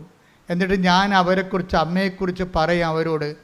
എൻ്റെ മക്കളെ, അത് എപ്പോഴും ഇന്നലെ ഒരു യൂത്ത് ഇവിടെ സാക്ഷ്യം പറഞ്ഞ്, അതായത് എൻ്റെ ഒരു സ്ഥിരം പരിപാടി എന്ന് പറയണത് ആരെ കണ്ടാലും ഞാൻ അമ്മയെക്കുറിച്ച് പറയും, ദൈവത്തെക്കുറിച്ച് പറയും. ഞാൻ ബസ്സിൽ വെച്ച് കണ്ടാലും എനിക്ക് തോന്നും ദൈവത്തെക്കുറിച്ച് അവരോട് പറയണമെന്ന് തോന്നും, ദൈവത്തെക്കുറിച്ച് അവരോട് പറയണമെന്ന് തോന്നും. ഇത് ശരിക്കും പറഞ്ഞാൽ നിങ്ങൾ ഓർക്കുക, അതായത് നിങ്ങൾക്ക് അങ്ങനെ ആരെ കണ്ടാലും ദൈവത്തെക്കുറിച്ച് പറയണം അല്ലെങ്കിൽ ദൈവത്തിൻ്റെ അടയാളങ്ങളെക്കുറിച്ച് പറയണം എന്ന് തോന്നിയാൽ അതിൻ്റെ അർത്ഥം എന്താണെന്നറിയാവോ? നിങ്ങൾ അനുഗ്രഹത്തിൻ്റെ കാലം കഴിഞ്ഞു എന്നതിൻ്റെ അർത്ഥം. പിന്നെ എന്താ കാലം? നിങ്ങൾക്ക് കൃപയുടെ കാലം തുടങ്ങി. കൃപ വരുമ്പോഴാണ് മറ്റുള്ളവരോട് ദൈവത്തെക്കുറിച്ച് പറയാൻ തോന്നണതെന്നാണ് ബൈബിൾ പറയണത്.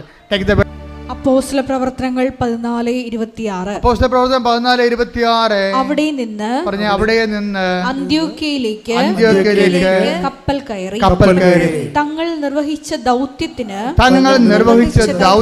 ആവശ്യമായിരുന്ന ദൈവകൃപയ്ക്ക് അവർ ഭരമേൽപ്പിക്കപ്പെട്ടത് അവിടെ വെച്ചാണല്ലോ. അപ്പോൾ അവരെ ഏൽപ്പിച്ച ദൗത്യം എന്ന് പറയുന്നത് എന്താണ്? ക്രിസ്തുവിനെ കൈമാറുന്നതാണ്.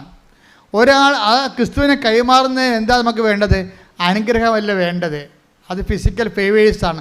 നമ്മുടെ ബോഡിക്ക് മാത്രമേ ഉപകരിക്കാൻ പറ്റത്തുള്ളൂ.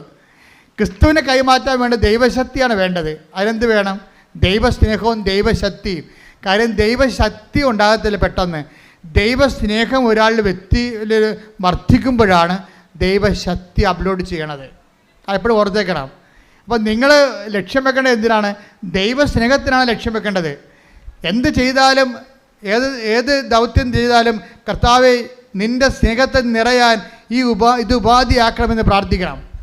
കർത്താവേ നിന്റെ സ്നേഹത്തിൽ നിറയാൻ എന്റെ ഉടമ്പടി പ്രവർത്തനങ്ങളെ നീ ഉപാധിയാക്കിക്കൊണ്ട് നിന്റെ സ്നേഹത്താൽ നിറഞ്ഞുകൊണ്ട് നിന്റെ കൃപയുടെ പ്രയോക്താക്കളാക്കാൻ എന്നെ അനുഗ്രഹിക്കണമേ. അപ്പൊ കൃപ ദൈവത്തിനെ കൈമാറാൻ തുടങ്ങുമ്പോൾ ഇപ്പം നിങ്ങൾക്ക് ഒരു പത്രം കൊടുക്കാൻ സന്തോഷം തോന്നിയാൽ അപ്പോൾ ഓർക്കുക ദൈവകൃപയിലേക്ക് നിങ്ങൾ പ്രവേശിച്ചെന്ന്. മനസ്സിലായില്ലേ? അതുവരെ ഇപ്പം നിങ്ങളുടെ IELTS പാസ്സായ അനുഗ്രഹമാണത്, ഫസ്റ്റ് വിത്തല്ല അനുഗ്രഹമാണത്, നിങ്ങളുടെ കല്യാണം നടന്ന അനുഗ്രഹമാണത്, നിങ്ങളുടെ ജോലി കിട്ടിയ അനുഗ്രഹമാണത്. പക്ഷേ നിങ്ങൾക്ക് കർത്താവിനെ കൈമാറാൻ തോന്നിയാൽ അത് കൃപയാണ്. കൈയടിക്കട്ടെ. പരിശുദ്ധ പരമ ദിവ്യകാരുണ്യത്തിന്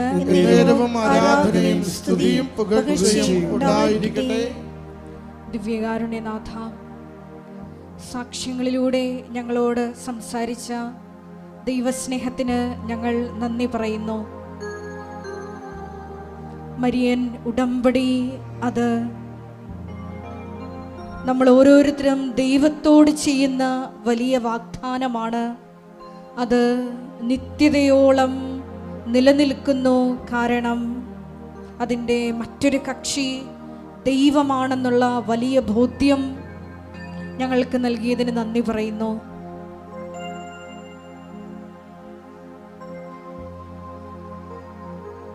ചാക്കോ എന്ന വലിയ അപ്പച്ചൻ്റെ സാക്ഷ്യം ഞങ്ങൾ ശ്രവിക്കുകയായിരുന്നു. 2019 വിശ്വസ്തതാപൂർവം ചെയ്ത മരിയൻ ഉടമ്പടിയുടെ പ്രതിഫലനങ്ങൾ വർഷങ്ങൾക്കിപ്പുറം 4ാമത്തെ ഹാർട്ട് അറ്റാക്കിൽ ജീവൻ തിരിച്ചു കൊടുത്തുകൊണ്ടാണ് ദൈവമാതാവ് ആ മകനോട് കരുണ കാണിച്ചത്. മരണത്തിൻ്റെ നിഴൽ വീണ് താഴ്വരയിൽ കിടന്നിരുന്ന ജനത ഒരു വലിയ പ്രകാശം കണ്ടു. അതേ ജീവിതത്തിലേക്ക്, വീണ്ടും നിത്യജീവിതത്തിലേക്കാണ് വലിയ സാക്ഷ്യമായി ആ മകനെ അമ്മ തിരിച്ചു വിളിച്ചത്. ഈശോയെ, ഞങ്ങൾ എടുത്തിരിക്കുന്ന മരിയൻ ഉടമ്പടിയുടെ ഏറ്റവും വലിയ അകക്കാമ്പ് സുവിശേഷ പ്രഘോഷണമാണ്, ക്രിസ്തു കൈമാറ്റമാണ് എന്ന ബോധ്യം ഞങ്ങൾക്ക് ഈ ആരാധനയിലൂടെ നൽകിയതിന് നന്ദി പറയുന്നു. ദൈവകൃപ ഒരു വ്യക്തിയിൽ വന്ന് നിറയുമ്പോഴാണ് ഈശോയെ സുവിശേഷ കൈമാറ്റത്തിനുള്ള വലിയ ദൗത്യം ഞങ്ങൾക്ക് നിർവഹിക്കാൻ കഴിയുക എന്ന് തിരുവചനത്തിലൂടെ അങ്ങ് ബോധ്യപ്പെടുത്തി ഞങ്ങൾക്ക് തന്നുവല്ലോ. ഈ ആരാധനയിലൂടെ മത്തായിയുടെ സുവിശേഷം 6:33 അനുസരിച്ചുകൊണ്ട് ആദ്യം അവിടുത്തെ രാജ്യവും അവിടുത്തെ നീതിയും അന്വേഷിച്ചുകൊണ്ട് ബാക്കിയുള്ളതെല്ലാം ഈശോയെ നീ ചേർത്ത് നൽകുമെന്ന് വിശ്വാസത്തോടെ ദൈവസ്നേഹത്തോടെ മുന്നേറുവാൻ ഈ ആരാധനയിലൂടെ ഞങ്ങൾക്ക് പ്രത്യേകമായ കൃപ നൽകണമേ. സുവിശേഷ കൈമാറ്റത്തിനുള്ള വലിയ കൃപ നൽകണമേ. ആരെ കണ്ടാലും ഒരവസരം കിട്ടിയാൽ ഈശോയെ നിന്റെ നാമം മഹത്വപ്പെടുത്തുവാൻ, അത് ഇടയാക്കുവാൻ ഈശോയെ ആ സമയം പ്രയോജനപ്പെടുത്തുവാൻ പ്രത്യേകമായ കൃപ ഞങ്ങൾക്ക് നൽകണമേ. കാരുണ്യ പ്രവർത്തനങ്ങളിലൂടെയും മറ്റ് ഉടമ്പടി നിബന്ധനകൾ വിശ്വസ്താപൂർവം പാലിക്കുന്നതിലൂടെയും എല്ലാം ഈശോയെ നിന്റെ നാമം പ്രത്യേകമായി മറ്റുള്ളവരുടെ മുമ്പിൽ മഹത്വപ്പെടുത്തുവാൻ ഈ ആരാധനയിലൂടെ ഞങ്ങളെ തിരഞ്ഞെടുത്ത് അഭിഷേകം ചെയ്യണമേ.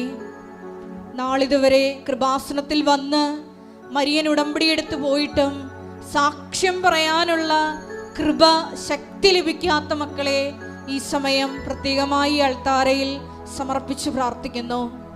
ഈശോയെ നിന്നെ ഏറ്റുപറയുക എന്നുള്ളത് അതൊരു കൃപയാണെന്ന് വചനത്തിലൂടെ ഞങ്ങൾക്ക് ബോധ്യപ്പെട്ടതനുസരിച്ച് എത്രയും വേഗം ആ സാക്ഷ്യങ്ങൾ കർത്താവിനുള്ള കാഴ്ചയായി വന്ന് ഈ അൾത്താരയിൽ അർപ്പിച്ച് ലോകത്തിന് മുമ്പിൽ നിന്നെ മഹത്വപ്പെടുത്തുവാൻ ആ മക്കളെ കൂടി ഈശോയെ കൃപയാൽ അഭിഷേകം ചെയ്യണമേ എന്ന് ഞങ്ങൾ പ്രാർത്ഥിക്കുന്നു. ഓരോ നിമിഷവും മരിയൻ ഉടമ്പടിയിൽ വിശ്വസ്താപൂർവം മുന്നേറിക്കൊണ്ട് നിന്റെ നാമത്തെ മഹത്വപ്പെടുത്തി ജീവിക്കുവാൻ ഒരിക്കൽ കൂടി ഞങ്ങളെ അഭിഷേകം ചെയ്യണമേ എന്ന് പ്രാർത്ഥിച്ചുകൊണ്ട് നമുക്ക് ഇരുകരങ്ങൾ ഉയർത്തി സ്തുതിക്കാം. ഹല്ലേലൂയ, മഹത്വം മഹത്വം, ആരാധന ഹല്ലേലൂയ ഹല്ലേലൂയ ഹല്ലേലൂയ, മഹത്വം മഹത്വം, ആരാധന ആരാധന ഹല്ലേലൂയ ഹല്ലേലൂയ. ഓ ദിവ്യകാരുണ്യനാഥ, ഉടമ്പടിയുടെ ലക്ഷ്യം ഉടമ്പടി മാത്രമെന്ന ആരാധനയിലൂടെ അവിടുന്ന് ഞങ്ങളെ എന്നറിയിച്ചുവല്ലോ.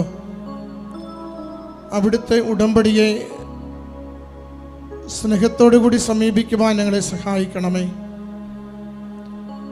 പരിശുദ്ധ കൃപാസന മാതാവിൻ്റെ തിരുസന്നിധിയിൽ ആഗ്രഹത്തോടും ശരണത്തോടും ഞങ്ങൾ അണയുമ്പോൾ അങ്ങയെ കൈമാറുവാനുള്ള ശക്തിയും സ്നേഹവും ഞങ്ങളിൽ നിറയ്ക്കുവാൻ അവിടുന്ന് തിരുവുള്ളമാകണമേ.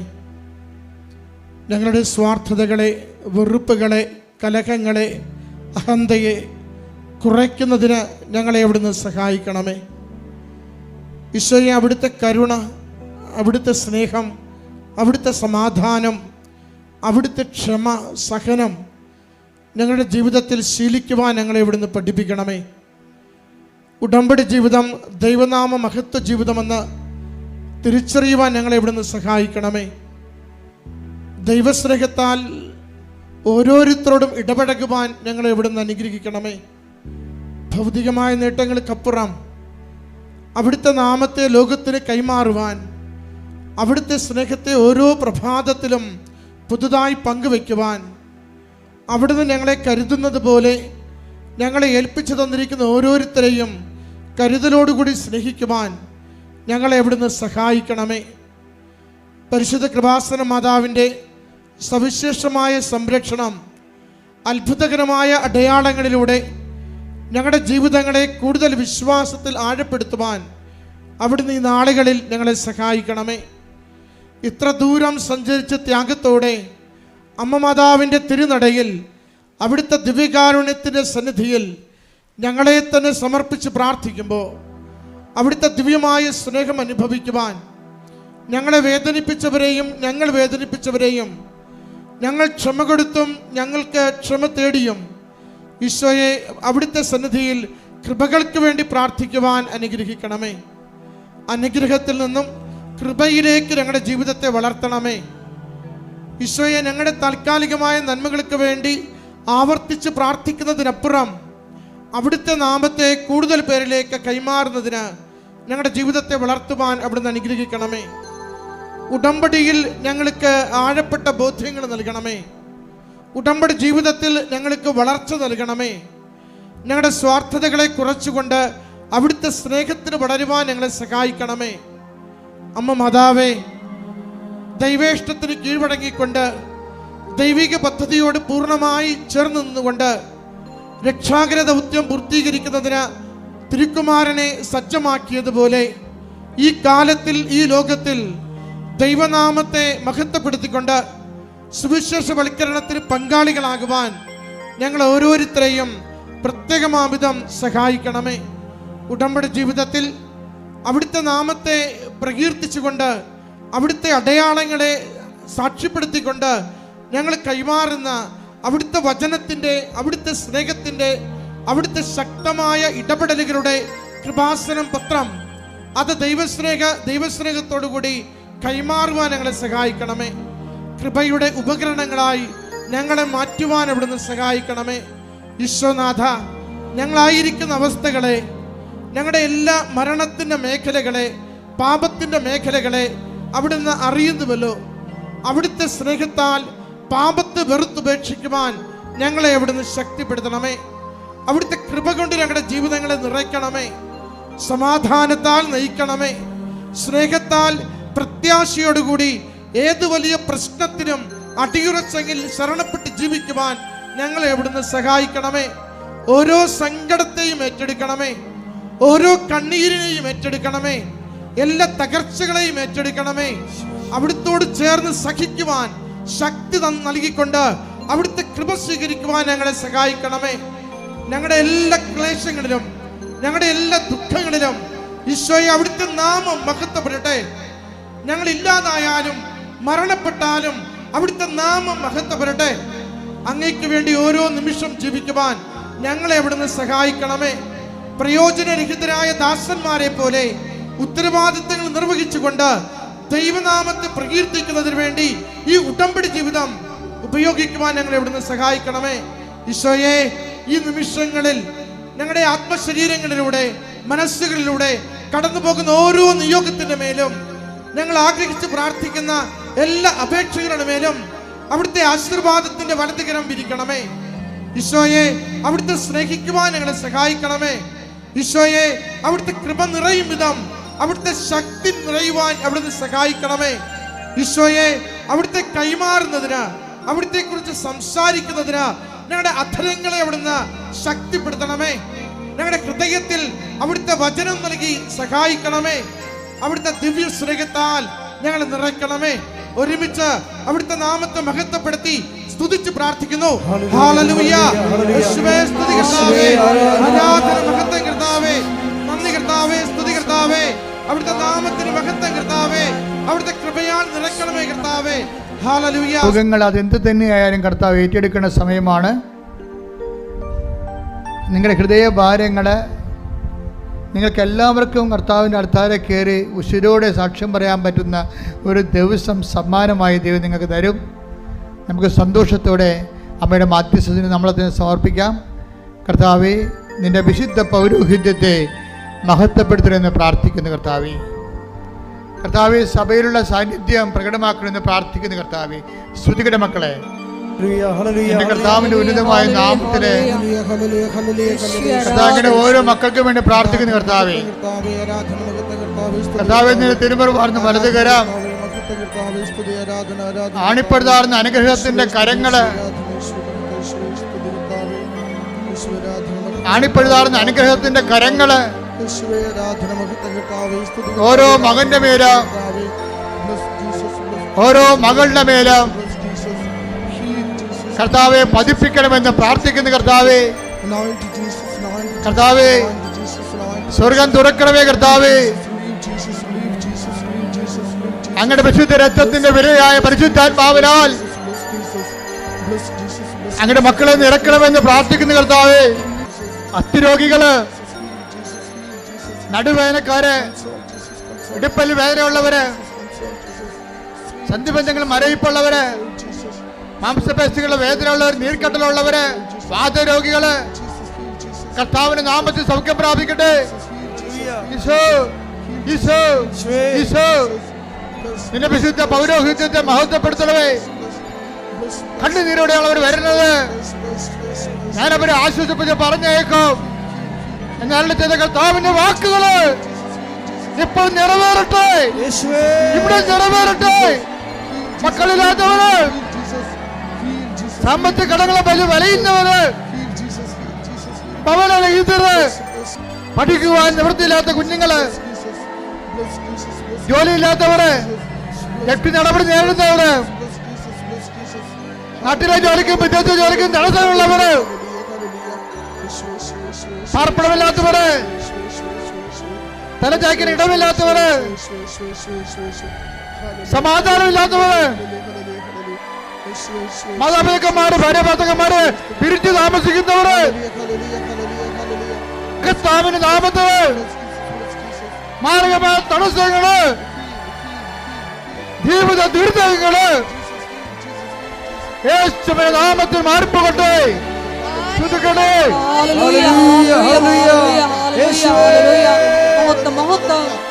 ആരാധന ഈശ്വരിൽ ആരോഗ്യം സുഖപ്പെട്ടുകൊണ്ട് നിങ്ങളുടെ നാമത്തെ ആരാധനയിലൂടെ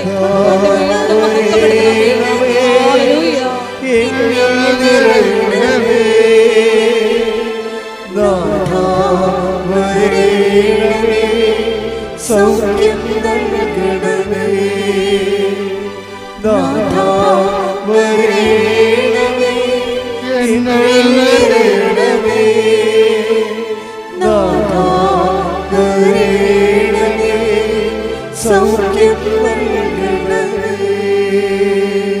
എൻ്റെ മക്കൾ മൗനമായിട്ട് കർത്താവിനെ നിന്റെ ജീവിതത്തിൻ്റെ അവസ്ഥകൾ ഈശോയെ ഏൽപ്പിച്ച് പരിശുദ്ധ അമ്മയുടെ മാധ്യസ്ഥത്തിൽ അമ്മ മാതാവ് പ്രത്യക്ഷപ്പെട്ടിട്ട് ഒരു പ്രത്യേക പ്രാർത്ഥനാരൂപം നൽകണത് ലോകത്തിൽ ഇവിടെ മാത്രമാണെന്ന് ഓർക്കണം. അതുകൊണ്ട് തന്നെ നീ എടുത്തിരിക്കുന്ന ഉടമ്പടിയിൽ സത്യസന്ധത ജീവിക്കാൻ ആവശ്യമായ കൃപയ്ക്ക് വേണ്ടി ഇടിമുഴക്കം പോലെ ശ്രദ്ധിക്കട്ടെ.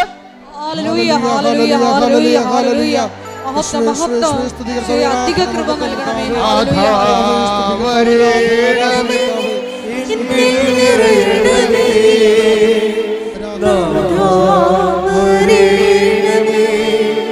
സൗഖ്യം നൽകണമേ, നാഥാ വരേണമേ, എന്നിൽ നിറയണമേ, നാഥാ വരേണമേ, സൗഖ്യം നൽകണമേ. എല്ലാവരും വീണ്ടും നിങ്ങളുടെ ഉടമ്പടിയുടെ അവശേഷിക്കുന്ന വിശേഷങ്ങൾ പരിശുദ്ധമ്മയുടെ മാധ്യസ്ഥത ദിവ്യകാരുണ്യത്തിൽ സമർപ്പിക്കുന്ന ദൈവികമായ നിമിഷമാണ്. ഓൺലൈനിലുള്ളവരും പ്രാർത്ഥിച്ച് സമർപ്പിക്കുക.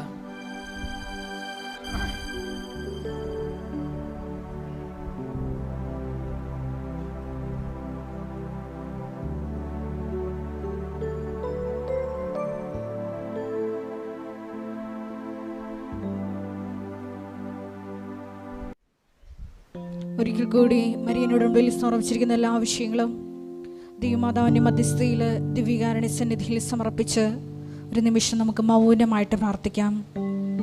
ഈശോയെ, ക്രിസ്തു കൈമാറ്റത്തിന്, ഈശോയെ ലോകത്തിന് കൊടുക്കുവാൻ പരിശുദ്ധ അമ്മയെ പോലെ ഞങ്ങളെയും ഈശോയെ തിരഞ്ഞെടുക്കണമേ, തിരഞ്ഞെടുത്ത് അഭിഷേകം ചെയ്യണമേ എന്ന് പ്രാർത്ഥിച്ചുകൊണ്ട് ശിരസ്സ് നമിച്ച് നമുക്ക് ദിവ്യകാരുണ്യനാഥൻ്റെ ആശീർവാദം സ്വീകരിക്കാം.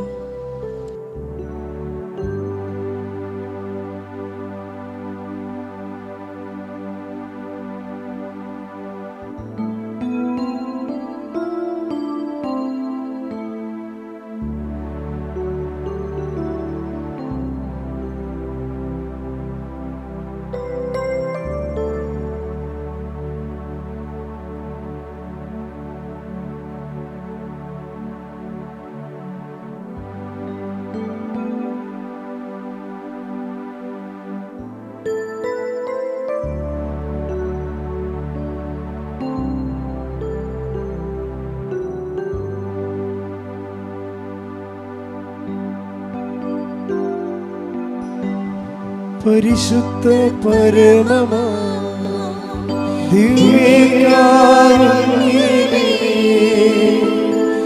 എന്നുമെന്നും അങ്ങേക്ക് ആരാധന. പരിശുദ്ധ പരമമാ ദിവ്യകാരുണ്യമേ, എന്നുമെന്നും അങ്ങേക്ക് ആരാധന. പരിശുദ്ധ പരമമാ ദിവ്യകാരുണ്യമേ, എന്നുമെന്നും അങ്ങേക്ക് ആരാധന. ആമേൻ ആമേൻ ആവേ മരിയ, ആവേ ആവേ ആവേ മരിയ. ഇപ്പോഴത്തെ പ്രധാനപ്പെട്ട അറിയിപ്പെന്ന് പറയുന്നത് ഡെയിലി ബ്രെഡാണ്. എല്ലാ ദിവസവും 5:30 മണിക്ക് അച്ഛൻ നിങ്ങളുടെ കൂടെ പ്രത്യക്ഷീകരണ പ്രാർത്ഥന അവർ കൈമാറുന്നത്